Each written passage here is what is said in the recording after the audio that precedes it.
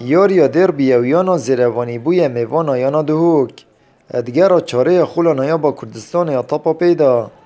هر دو یانش بخمد سه خال نیاری جنگن 15 خولکن دست پیکش یاری تیم و زیروانی پتر گواشتند کرد لیانا دهوک بدنگی یا خوش کاندول خولکا 16 یاری کری و چیا نازیب سری گولا پیشکفتن بویانا خود مار کرد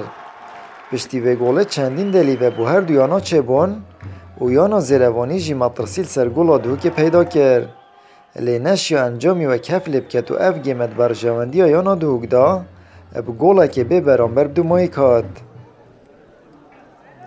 ات نیوا دوی دا هرزی یانا زیروانی گواشتن که رو یاریزان و کارلوس ایدوارد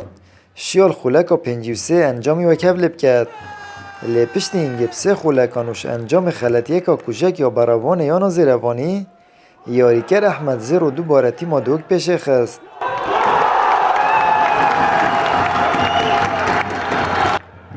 لیاریزان یانا زیروانی دست نداهلان و بردام گواشتن کرد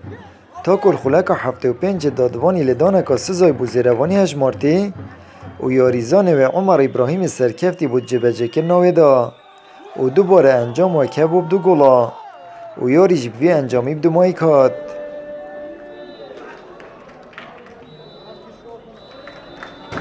سپاس بخوده من شامیاره که باش بکنیم بله سه خالن اماد بین بود سه خال من نشان دست خود بینم صد بیجم نافرد جماریانا دوک دا خاله که جد بیجم باشه نخرابه ما استکی باشه همشی آزدی والحاصل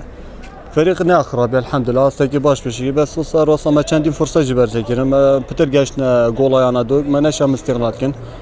هاد بيجم بوز بيت ياريا بيت بتر خومان دي كنو بتر تركيز كن في الملعب ان شاء الله باش النتيجه باش بس وكي قلت اول لعبه دير بيد بيت تقبل امين نتيجه بكي وفريق زيروان نشوا فريق كنت بيجي فريق كصنايات ودي ساعه دخو فايده بيهم بو خالت ياري هاد بس زيروان ايك اشوا فريق كو طموح بطوليه هاي ان شاء الله ياري بيت امدي تعويز كي المهاجمين هردو فريقات باش دفاعيه و يعني دفاعيه نقطه ضعف في دفاع ديار بن اگر مهاجمين باش بيتن ودي زيرافاني مهاجمه وقالك باشه و اثا بدايه دوري ان شاء الله انا مستوى فريق ما يدرسي ان شاء الله دي الاخيري مستوى ديار بيتن يدرسي في انجامي دهوك الرزا هشتت بسه خالان و زيرافاني جل الرزا دهت دو خالان و هلويست هر دو يانای باشنینه آمد بریفکانی